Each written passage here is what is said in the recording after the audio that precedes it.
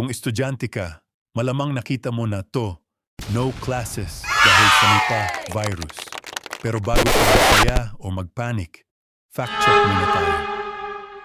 Sa loob lang ng ilang oras, kumalat sa Facebook, TikTok at group chats ang screenshots at messages na nagsasabing suspendido raw ang klase sa buong Pilipinas dahil sa Nipah virus.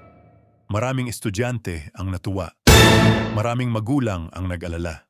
At marami ang nagtanong, totoo ba ito? Chinek natin ang mga opisyal na sources. Department of Education, DepEd, Department of Health, DOH, at ilang local government units, walang opisyal na anunsyo ng nationwide class suspension na may kinalaman sa Nipah virus. Uulitin natin, walang DepEd memo, walang DOH alert, walang LGU announcement. Ngayon, linawin natin. Ang Nipah virus ay isang rare pero seryosong sakit na unang naitala sa ibang bansa. Pero mahalagang tandaan, ang pagkakaroon ng impormasyon tungkol sa isang sakit ay hindi automatic na ibig sabihin may outbreak na. At lalong hindi ibig sabihin na may suspension na agad ng klase.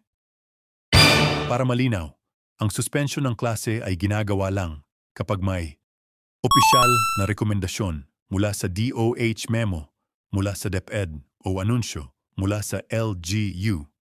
Hindi ito galing sa screenshots, hindi rin sa forwarded messages. Bago ka mag-share ng balita, tanungin mo muna. Galing ba ito sa official page? May source ba? May petsa ba? Kasi tandaan, ang misinformation mas delikado kaysa sa virus.